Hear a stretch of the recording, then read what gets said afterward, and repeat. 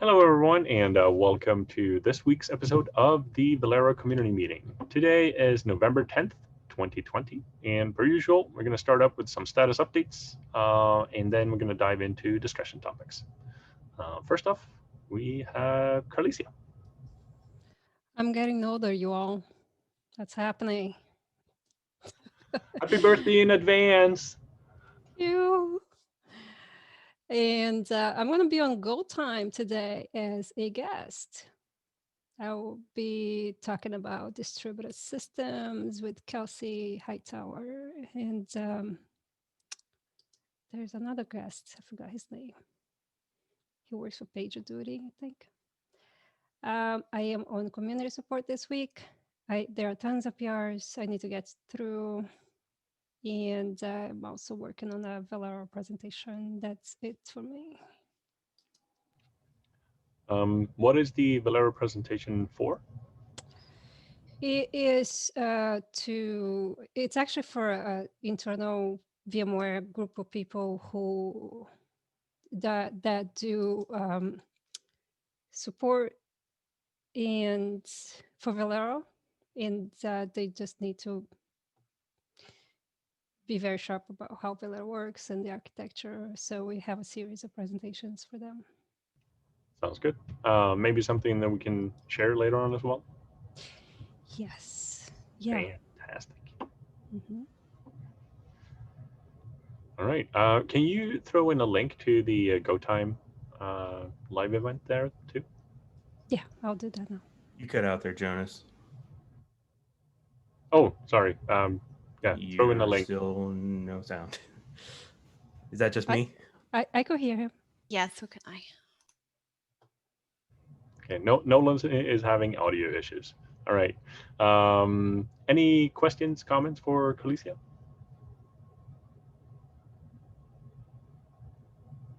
All right. Next up, Ashish. Oh, sorry. I have Oh. one more thing. Shoot. I did a recording with storage, and I just found out today the link to it. I'll drop the link to that too. It was a recording talking about Velero mostly and stuff. Awesome. I'll Awesome. drop Yeah, that in. yeah, please do. All right, Ashish. Cool. So for me, I had a couple of found a couple of bugs in our code base for which I have PRs open. The first one was on this one. Thank you, Bridgette, for the investigation. Uh, when we were restoring, we were just using the pod names to find their respective pod volume backups to do restic restores. So what would happen is if you have a pod by the same name into different namespaces, while restoring one pod, it would go try to look for the PVB of the other pod and say, and obviously it wouldn't be present in the restic repo. And it would say, it would fail the restore saying pod volume snapshot or the snapshot ID not found or something like that. So I have a PR up to fix that. And 3051 is that PR. And the other one is when we were doing restore item actions, excuse me, when we are doing restore item actions, we would the resolution of like types that are unknown to the API server. So when Velero restores, it would go query it would use the discovery to find out all the types that the API server knows. And if there's a type that API server doesn't know about, it would apply that restore action to all resource types, and that would definitely fail. So this was also reported by Rafael and his team. So this PR should fix that. This fix also applies to the delete item actions. Um, we had a PR earlier that addressed a similar problem for the backup item actions only. This PR that I have put up kind of unifies both those fixes. So at least for now, everything should be fixed. Thank you so much, Ashish. Yep, It's no gonna problem. really make our life easier. Thanks. And other than that, I'm going to start picking up on the E2E tests, which is like a release item for us for 1.6. I Coming to the outstanding PR reviews that we have, I took a look at the, I think Scott, I saw him on the call, his PR about synchronously restoring additional items before trying to restore the actual items. The proposal overall looks good. I had a couple of comments and thank you for addressing those. So it looks good overall. I will take another pass and sign off. And yeah, thank you for being patient with us. And yep, and other maintainers and other members of the community, please do take a look at it and provide any feedback that you may have. Other than that, I'm also working with Carlisia on that presentation that she mentioned. So that's all. Awesome. Any questions, comments for Ashish?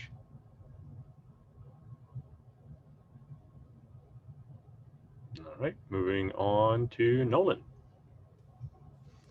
Yeah, so last week I reviewed the proposal on that Rafael's team's working on with the API migration work. So we went over some of the hitches that they've run into, including the ItemAction plugin resolution that Ashish mentioned, and some other things with writing different plugins. Something I wanted to highlight, this happened last week, but a lot of other stuff was happening too. If you weren't aware, DockerHub has started putting more rate limits on free accounts, and there's more rate limits on authorized accounts too. There's rate limits on anonymous polls and on free accounts and things like that. I just want to make sure people are aware. This might limit your ability to pull Velero images. We're not the only ones affected, but this is especially important if your CI doesn't cache. We will probably be moving Velero into VMware's newly created public repo. VMware's already started moving some of their projects into their repo, but that's not immediately on our plate. I just wanted to give people a heads up that all of that changed. I know OpenShift folks have been talking about this. So yeah, anything that relies on DockerHub, this is affecting that. So just a heads up, that's not necessarily anything we don't have direct control over. Also wanted to say KubeCon North America is next week. Somehow it came up really fast. I dropped in a time zone converter link. The session is at 4 p.m. Eastern time, US Eastern time, next Wednesday, November 18th. I've also provided a Zoom link to, I believe it is a webinar. I'm not exactly sure how it's going to be formatted, but yeah, we're gonna have a Q&A with Bridgette and I. I will also be part of the Q&A. Okay, cool. Yeah, so for KubeCon here, so for Velero and a bunch of other open source projects that we have or are involved in, we are going to have office hours like this. So I will link to the main page where we have all of those listed as well. I'll get that so I can show that during the discussion topics. For DockerHub here, I know some of you might have seen Docker has released some guidelines. If you are an open source project and you want to remove those strict limits, there are ways to do that. Not all. We've looked at some of the guidelines and the rules for that, and we don't agree with everything that's in there. So we'll see what happens. But as Nolan said, we might be looking at moving over to another repo as well. And if you are somebody who's impacted by this, please do reach out. We will try to see if there is anything we can do to help you out. Yes, yes. And just in transparency, this is something like VMware was affected by too. Like we had to set up proxy cache as well. So this is something that'll affect everybody that has anything, any dependent layers that are on DockerHub, anybody that has anything touching DockerHub, you're going to be hit by. So, but yes, as Ashish says, if you're impacted, reach out to us. I can't guarantee we will fix it for you, but we can see if we can help you look into some workarounds. There's stuff like pull through caches and things like that you might be able to implement for your CI system. Any other questions, comments for Nolan? All right. If this becomes a bigger problem than it is, then we might also look into publishing a tarball of the image that folks may download and push it into their container registries. Have we investigated using Quay? We have not, and just in transparency, it's more likely that we'll use the VMware repo than it is that we'll use Quay or Key, or I'm not sure how you pronounce it. I thought it was Key, but yeah, I think it's far more likely that we will be using the VMware hosted repo if we switch. And again, in transparency, that was something our team was pushing for internally to have exist for a year now. So yeah, that gives us more control and not have such issues come up in the future. Yeah, long term we want to move to a VMware hosted repo, but short term we are happy to help you with mitigations.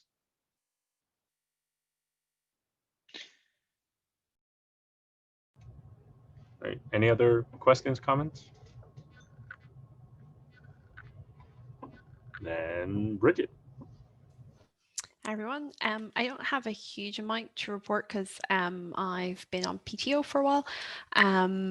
But since coming back, I've been mostly catching up on things that have been happening and also taking a look at some of the design docs that we have, which are pending review. I've also taken a look at the restoreItemAction change that Scott has proposed. I looked at that before, but I've come back to it following PTO and I'm happy with it. So I'm probably going to take another pass over it this afternoon and hopefully get that, be able to sign off on that and give it an approval. I've also been looking at the proposal for multiple credentials.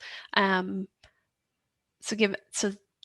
that is a 1.6 release item as well. So I was just going to put it out there that I would like to try and pick up that, if not pick it up, but get involved in some way. So if there are no objections to that, that's probably what I'm going to try and focus on next. Please do. Awesome. I know Carlisia was doing some work on that. So if you could sync up with her, the proposal is in I think a kind of bare bones state from earlier this year. But yeah, if you could sync up with her and brainstorm some ideas, that'd be awesome. Excellent. Yeah, that was my plan. I'd be glad to take a passenger seat on that and you know, guide you, catch you up, and maybe if necessary split the work, but let you lead. And I'd be glad to take some of the CLI work for 1.6. Okay, great, thank you. Sure. That's it for me. All right. Any questions, comments for Kalisia? Bridgette. I mean, Bridgette, sorry. Thank you. It's the dress shirt. It removes 10 IQ points. Yeah, I'm sorry. All right. Moving on to Dave. Who's not wearing a dress shirt. Let's see. So been working on the end-to-end tests, and so we have a basic one in the pull request that's noted there. This will install the distributed data generator, which we'll get to in a moment. have it generate some data, back it up, remove the namespace, restore the namespace, then verify the data. So, you know, that's pretty much a basic end-to-end. Currently running it against AWS. We've released the distributed data generator against the VMware Tanzu Labs. So this is a little open source project we've got, and this is basically a synthetic test. We'll also be testing with some real applications, but kind of the point here of having a synthetic test is that we know exactly what it does, and it should be doing things like, you know, reporting why things are messed up rather than simply crashing. So if anybody's interested in working on that, there's a lot of areas in the data generator where we can add things. Right now, it basically creates a bunch of files. It will run on as many nodes as you need to, and it coordinates through an etcd database. It would be interesting to do some raw block work there. And also interesting to start looking at actually verifying the Kubernetes resources. So what we're doing right now is we verify the data that's in the persistent volumes. We make sure it's all there and that it's correct. And I think it would be nice to actually verify that, you know, what we restored as far as Kubernetes resources matches what we backed up or what we want to restore. So we have to filter out annotations and things like that. So lots of work to do there.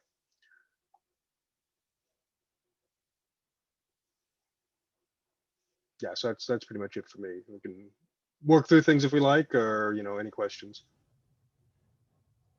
Awesome. Any questions, comments for Dave? What is Kibishi stance? It's Japanese for strict. Oh, no, it's right there. Okay. Yeah, I got tired of using Greek words, and since I have at least a smattering of Japanese, I decided that nobody uses Japanese for And this is based on the test tooling that you used for the VMware plugin, correct? Yes. So it's cleaned up a little bit. We're going to continue cleaning it up. I got the YAML files working better, and did some stuff with Customize there to have different clouds, because currently it pretty much works against vSphere. And so now it's running in AWS well. I mean, it always worked, but it's mainly the Kubernetes setup. And I know you, Carlisia, and Ashish had talked to some folks internally on the TKG testing. Does this all run against the TKG testing now? No. Not so this? I think our next steps here, we've got the Jenkins job that will, for example, set up a new cluster and then kick something off. Mm-hmm. And so we can start integrating with that. I think once we're agreed on, you know, what we're doing here, we can start kicking that into the, see about integrating that with the TKG CI pipeline. Cool. Also, so I've been working on setting up AWS vSphere. We want to get Azure working, and I think we also want to get Kind working so people can easily run this on their desktop. So that's something else for, you know, if anybody knows, has worked with that a lot, that's an area to jump in on. These tests that we have, they will run against any Kubernetes cluster, won't they? They will, but there's things like, for example, storage classes that are different by each cloud provider. So if you take a look, go back to the distributed data generator, would you there, Joe? Take a look, go up and take a look in the Kubernetes directory. And there's a bunch of old junk in here, but go ahead and go into the YAML. And so I've set this up at the moment as kind of a customized thing. So like in, you can take a look in the base directory. So this is basic thing. So there's like 3 different pieces that go in. There's Kibishi itself, there's the etcd, and then there's a jump pad container that's used for login and execute tests from. You can talk directly to etcd if you like, but this is workable. And go ahead, open up like the kibishi.yaml. It's pretty basic, but it uses, for example, I just use like Kibishi storage class here. to pick the disks. And now if we go back and take a look, would you go back up, Jonas, to YAML and then go into the AWS directory?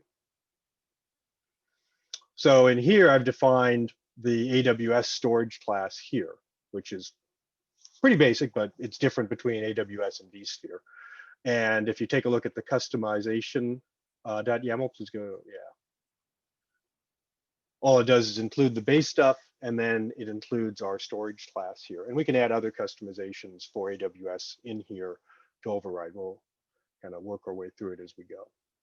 And the same is true for vSphere. So this one is the CSI driver storage class. That's what I've got so far. We'll see what else we need to do that's cloud specific. And then I want to do some stuff where we can easily change, for example, like the number of worker nodes. So right now it runs n containers. There's a stateful set in the base. Yeah, if you go in base kabishi.yaml, it's a stateful set. So it's currently it's set replicas 2, but we should be able to set it to whatever number we want. And we can also change the amount of storage that's allocated. So right now it's a 1 gig disk, which is pretty small. We've done larger things during testing. So what I want to make is the customization, the customized stuff. I think we can easily change the amount of storage allocated. For example, we can try different levels of testing. So like 1 gig is good for a quick test. There's scale testing where we might want to have a terabyte even and just see how long it takes, but you don't want to do that every time.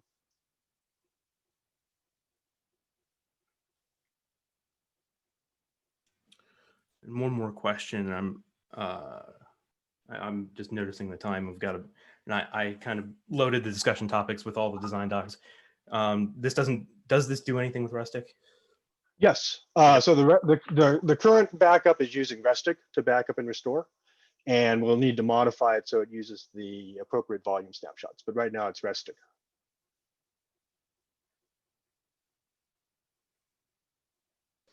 Cool. Thank you. All right. Any other questions, comments for Dave? Okay. Diving into the discussion topics. Nolan, is there anything you want to bring up first, or should we go from top to bottom here? I would say go top to bottom, just out of respect for Rafael and Frankie for putting that in there first.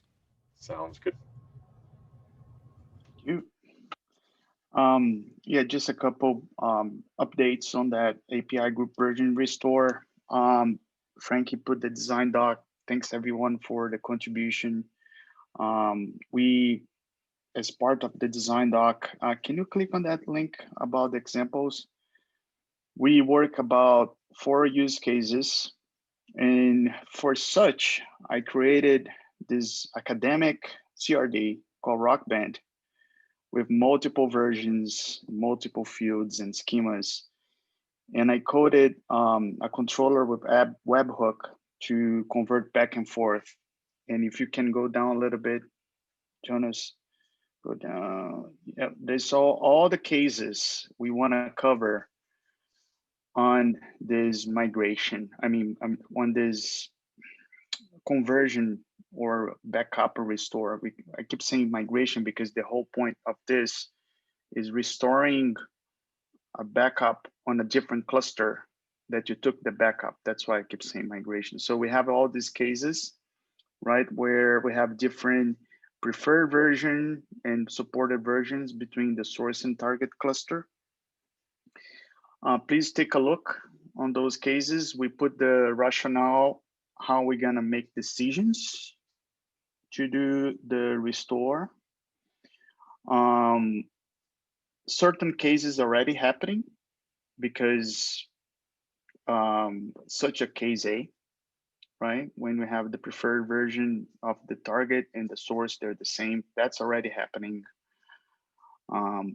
There is other cases that are very unique. Case B is one of them. And case D is when there's no, the preferred version, they do not match, but you have an intersection of the versions that are supported.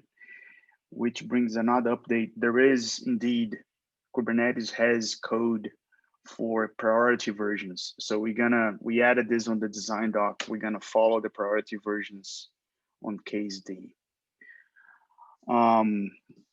Another thing is with those cases, now we are in the position to start coding, even if we decide to change the design, but the cases, they do not change. They are what they are, right? Those are situations that we're gonna come across. So we're gonna start to do some coding and then we can always tweak. Now, another update based on the feedback from the last meeting, an option for the user define what is the version to be restored. So part of the design doc, we are proposing a config map where the user can create arbitrarily versions, and then it's gonna bypass any priority. Always gonna look at the config map first. So there's a lot of work in flux. We welcome everyone to look at the design doc. But again, the cases are the cases. We're gonna start coding. We can just change the sequence, the priority, but it's pretty much what we have planned on the following weeks, the real code. There is another contributor, Genting. It's too late for him, but we're gonna work with him with his code and our code. We have already a prototype code. Frank is working on that, so it can come to a common ground. Any questions about that? Any questions about my awesome CRD called Rock Band? I came up with the Beatles. So if you create a CRD where with the first names, it's gonna convert for the full names. That's my webhook logic to make sure I got it right. But if you have a preferred rock band, I'm a heavy metal punk myself, but I decided to do Beatles because it's common ground for many people, right? Fab Four. Anyway, just ping me. And then, by the way, once we code that, we can use that CRD for unit testing, Dave, if you feel fit for our testing. And I can change the CRD. Now I know CRD back and forth, actually dreaming about them. So I can, whatever you guys want to do, I can help out. That's all. Thanks.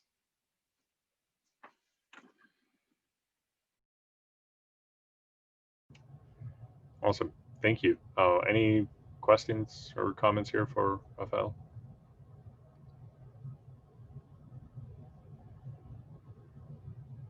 All right. Thank you, Rafael and Frankie. Next up, we have Fawn. Hello. I think about a few weeks ago, I proposed the design for a timeout for the backup item that we need. And what we find out is that, one of the feedback I received when I bring the design to this community, I think I remember it's maybe from Dave, that instead of just passing out, just control the timeout from the function call, we should also pass that timeout to the plugin itself so that the plugin will have a control of when to terminate it by itself first. So I took a look at that idea to see how we can executing that idea, and I found out that if I need to pass that, pass the timeout all the way to the server side where the plugin code is being executed, then we have to change the execute message. The execute message being passed between the GPC client side and the GPC server side. If we do that, that means that I think it might cause incompatibility between the client side and the server side of the plugin. If the plugin was compiled with the previous version of the execute message, I that's why I don't have experience on that area. So I wonder if I bring it here so that you can see what is the potential problem with that, adding the one field into the execute message. So adding that field, as I understand gRPC, that's going to so basically every plugin of that type would need to be recompiled and updated for the next version of Velero. So it would actually worse. It's actually worse than that. It's not only for that type, but it's also the backup item. That's what I meant. Yeah, that plugin type. So anybody who's made a backup ItemAction and wants it to be compatible with whatever version of Velero that change would go in, would need to be updating it. Yeah, that is the problem. They have to be recompiled. So without changing the API, how are we going to stop a running snapshot or what have you? My original design was only control on the client side of the plugin. That means that when I send a command out from the client side, I just timeout that one within a certain timeout that is not done. Then I would cancel that and I move on. So it's not really going to cancel it though, right? Because it's going to ignore it. Yeah, basically I using Go routine with context, and I just cancel that context. That means it just terminate that that client, Go routine that communicate with the server side. That's what I meant when I say cancel. It doesn't send out the cancel command to the server side, if that is what you ask. And yes, I think that I think Dave, I think last few weeks ago you bring out that point. I think it's valid point that if we don't pass the timeout to the server side where the plugin code is being executed, I mean, it's kind of a missing piece in the chain, right? So I have a question. You in the design doc and on Slack, you mentioned passing in the timeouts. Yeah, down here at the bottom, you pass in the timeouts at the backup command. Is there I'm not fully understanding why this is attached to a specific backup operation. Like, is there a reason? Yes, I can. It from being a global setting.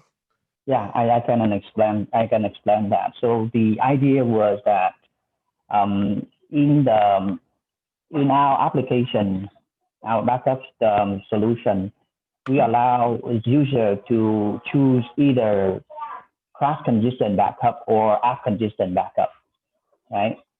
So if it is a cross-consistent backup, we don't query the pod. We don't hold the application in a lock.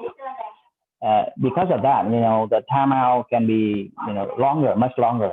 But if in the app consistent backup, the customer wants do an app consistent backup, then we have to query the pod, and that where the timeout needed, right? If we query the pod for a long time, the application will fail. So we want only the timeout when the customer use the app consistent backup. For the cross consistent backup, we don't care about it. So that is the context of why we want to specify the timeout only for when we need it. For the same namespace, actually, for the same namespace, the customer can either choose between doing normal backup and app consistent backup, right? So. Somehow it seems like you're trying to use backup ItemAction plugins for this backup hooks. Full disclosure, I was away for a couple of minutes when you were explaining, but it sounded to me that you it is possible to accomplish what you were trying to do using backup hooks instead of backup plugins. Is that something that you've tried? Because with backup hooks, we have timeouts and unquiesce operations, and that's what exactly for what backup hooks are built for. I think that is here's the sequence of action, right? So if I do an app condition on the pod, first I run the hook, right? Now the hook itself has the timeout. I understand that. Then after the hook was executed, which creates the pod, now I run the plugin to back up. This is the Velero. This is the VMware vSphere bug plugin. It will be executed to create a snapshot of that PVC being used by the pod. And that is where the problem is. And then after the vSphere plugin was executed to create snapshot, then the unquiesced hook being executed. So the hook that you mentioned is only for the quiesce and unquiesce function. It do not apply for the vSphere plugin where we executing the snapshot, creating the snapshot for the PVC. So the issue Fawn's trying to solve here is that we've got, for example, an app consistent backup taking place, and we've quiesced the application, so it's not taking any, it's not servicing any requests. But then the snapshots are taking a really long time, and that's holding the application quiesced longer than we want. So exactly. Yeah, so the goal here is to be able to bound how long the plugins take on doing their snapshots, so that we can, for example, fail the backup even, and let the application continue on. I think we really need to get the cancellation into the plugins, because like one of the complaints has been like the vSphere plugin is taking too long to time out. And this is happening, like, for example, we'll have problems talking to vCenter and the plugin is retrying. We can reduce the amount of time that retries. I think it's way too high right now, but be that as it may, there's always going to be some difference of opinion of how long it should be. But with this scheme right now, what would happen is we'd cancel on the Velero side. We'd say, okay, we're not waiting for that snapshot anymore. We're going to move on. But the snapshot's going to wind up being taken. And then on vSphere, if you have a snapshot on a VMDK, I guess hopefully we would move that over and delete it afterwards. But no, actually in the Power Protect case, we won't. We'll just create the snapshot and return. And so if you don't get the snapshot ID, you won't be able to clean it up. And if the snapshot is on the virtual disk, you can't delete it. So we'll wind up with bugs, you know, like months later when someone's trying to clean up something. It's like, oh, there's a snapshot hanging around that I can't delete, and therefore I can't tear down my application. So I think we need to be careful about cleanup on snapshots. So. Yeah, I actually understand the seriousness of having, you know, the server side, the vSphere server side, to receive the timeout and receive some cancel. How we can do that? Because the way we're doing right now, when we executing the gRPC client side, so saying, you know, execute. And that's it. That's the only thing that we have right now. How can we send a cancel for that gRPC? Should we send a cancel, or should we send the timeout over? What do you guys think? I'm asking your opinion here because I'm not familiar with this gRPC myself. Well, my question is: are we solving only for vSphere? Like, is this something we're only solving for one implementation, or is this applicable to more than one case? It depends on which. So the cancellation, I think, is going to be useful everywhere. Yeah. I think the cleanup depends on, you know, on your system, right? On EBS, you have a snapshot that's lying around. It costs you money, but it doesn't block operation. I'm not sure about, you know, other systems. I just want to be sure we're not making a whole system level change for one thing. I mean, if we're going to do timeouts, I think we should do timeouts right. I think the plugin should be aware that it needs to cancel something, and it should have the opportunity to clean things up. Right, because I don't want it to cancel and have things dangling and not actually get, like, it needs to cancel all the way through down to storage system. Otherwise, it's not correct. Right. Because then we don't have a full accounting.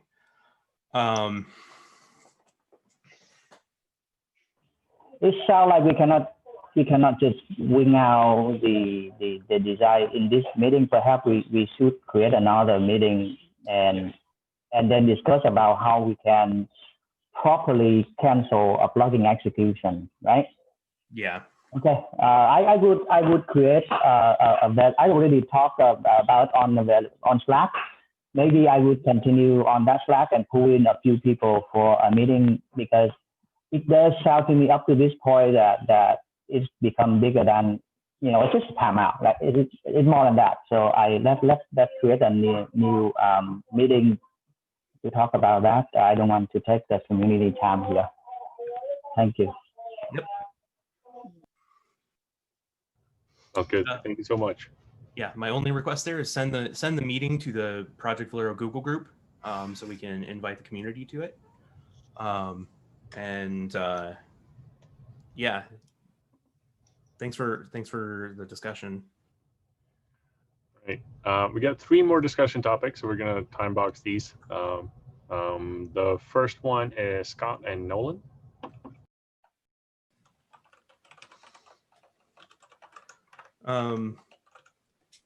So I wanted to bring this one up really quickly because there was some discussion about doing a restore item action with a namespace. And if you go back to the agenda doc, I have this other issue 1970. Right now, we have this problem with how Velero restores namespaces. Namespaces are restored kind of just in time when the first object is inserted into a namespace. And namespaces are created directly. They don't go through the full Velero restore flow. So I made a comment down at the bottom. I should actually link these up via GitHub. But basically what I'm wondering is, because namespaces are like a global example of a dependency, right? You get the first item that gets inserted into the namespace will have a dependency on the namespace. I'm wondering if this additional items design doc might be a way for us to revisit the design for namespaces, making sure they're created. We may have to get creative in how we figure out, like we might have to dynamically insert an additional item to say, hey, the namespace isn't there. It's inserted as an additional item for the first item we get created.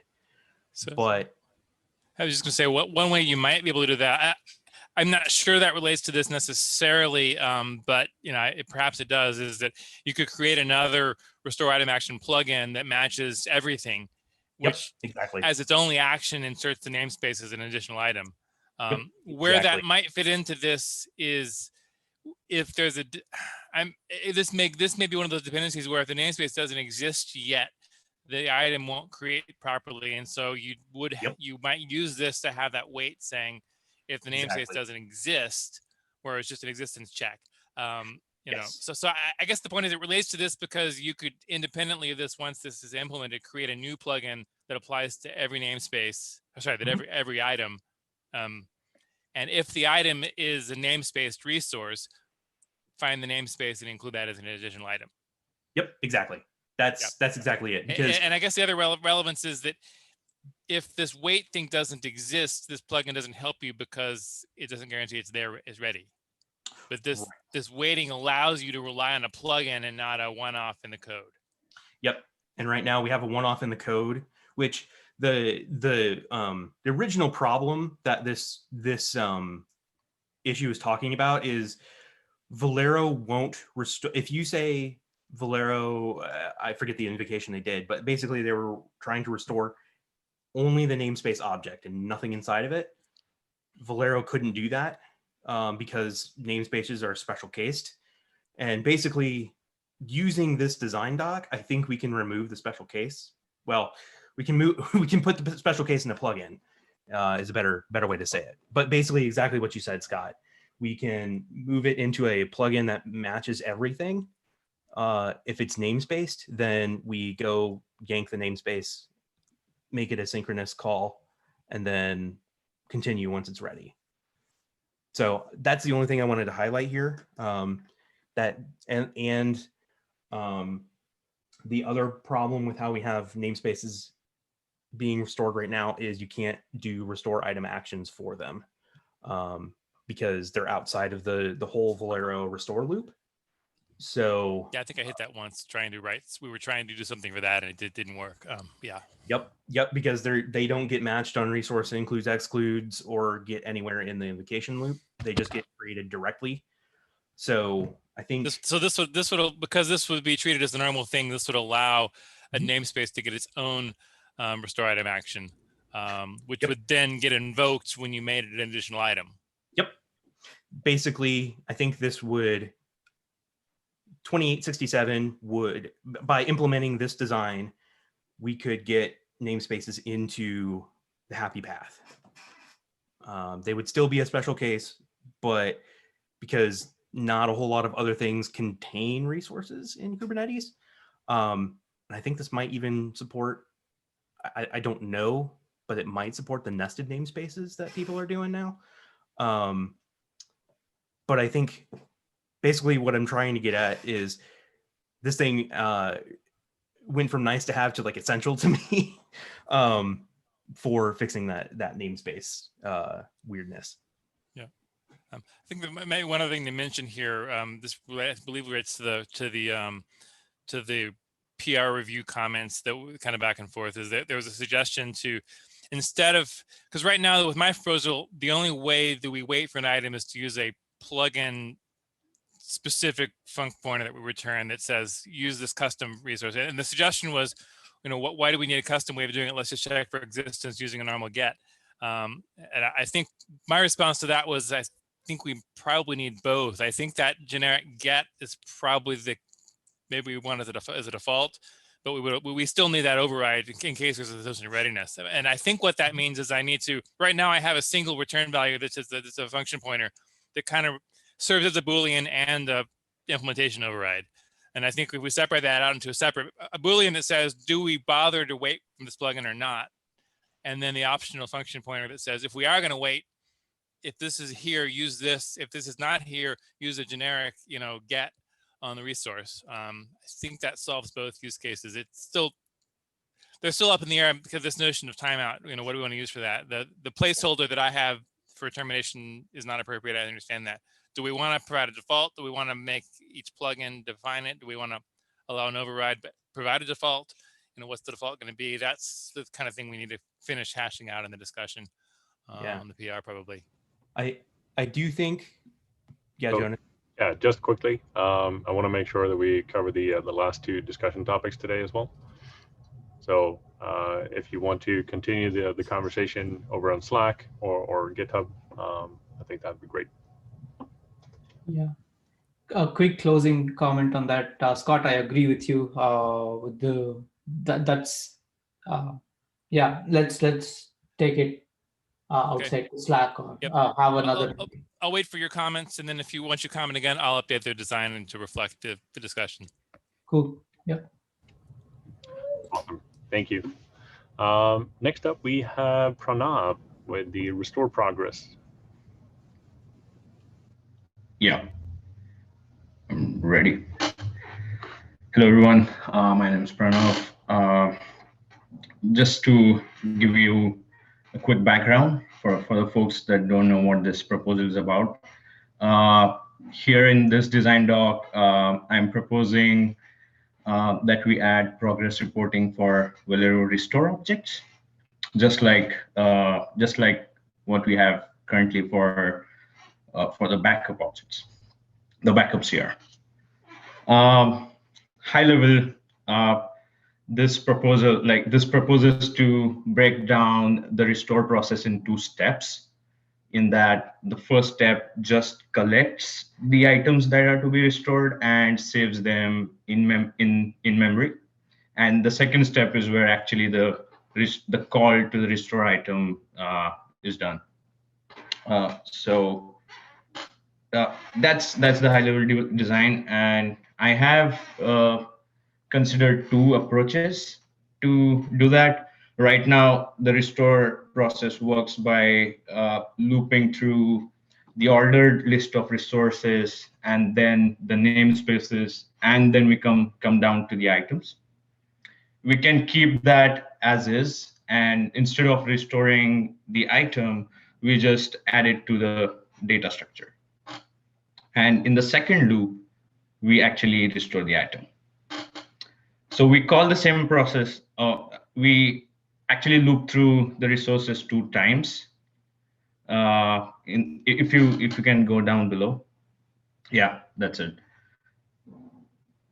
Right. So we in the get ordered resource collection function, we are just looping through all the resources, then the items by namespaces, and we are like storing the resources in a data structure, and then we are using that to restore item. That's one approach. The second approach I've considered is that just like we are doing it for backup, we can have a flat list of items, which are again in order of the priorities. That I didn't document that, but yeah, that was another alternative. And we had also talked about having, so instead of doing this 2-step process, just do 1 pass, restore the item, and have something like the number of skipped items and the number of items restored so far. And in that, that was another alternative that I considered. Yeah, that's all I have.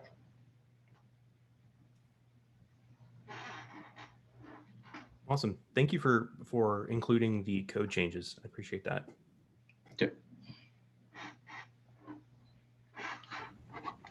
Yeah, this is great. Any questions, comments for Pranav?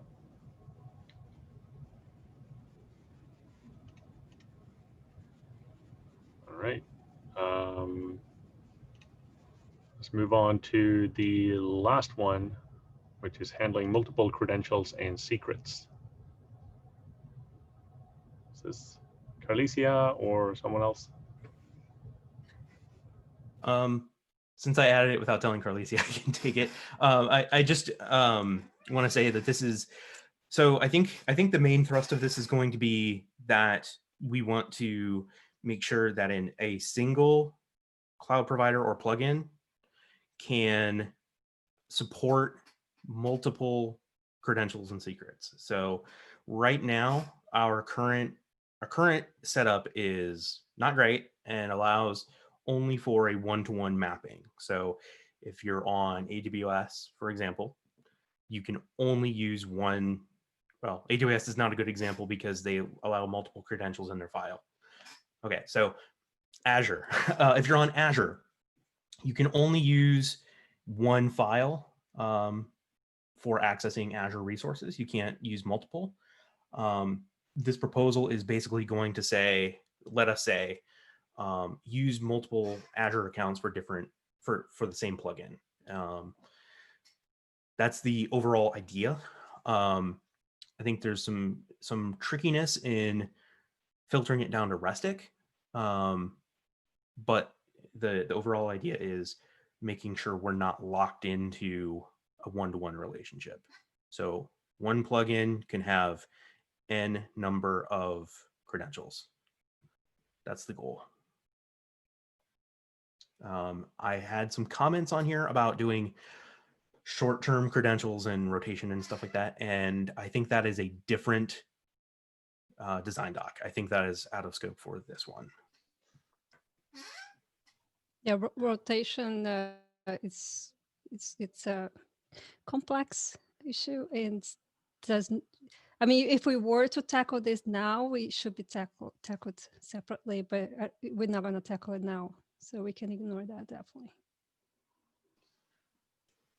And there's also support for things like Cube to IM and I forget what the GCP and Azure ones are called, but there is support for like node-based authentication that you can do if you need stuff like that.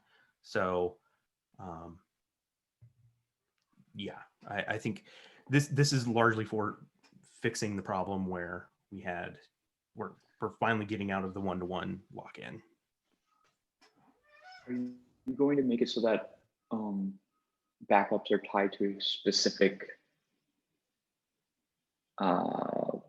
set of credentials then? Or is it going to be when you set up the credentials, then any Velero backup can use those credentials?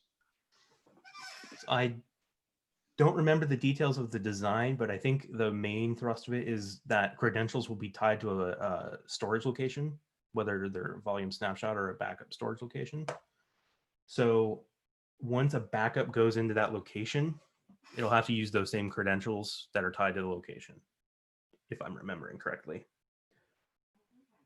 All right, we got 1 minute left. Nolan, you want to dive into the shoutouts? Yeah, we can address the question on the doc. So the first one, the first one was from Invidian. I'm sorry, I'm not going to get that name right. Mateus ran code spell against the Velero core and found a lot of typos and fixed them, and also volunteered to add a GitHub action to check that. So thank you very much for that. Abby updated our site to have a custom 404 with links out to the various main resources. Thank you very much for that, Abby. And then finally, Mayank, I think Patel, if I remember, yeah, Mayank, updated some code with the change PVC node selector plugin. There was a mismatch between the plugin name and the label key on the config map. So that is now fixed to reflect our conventions.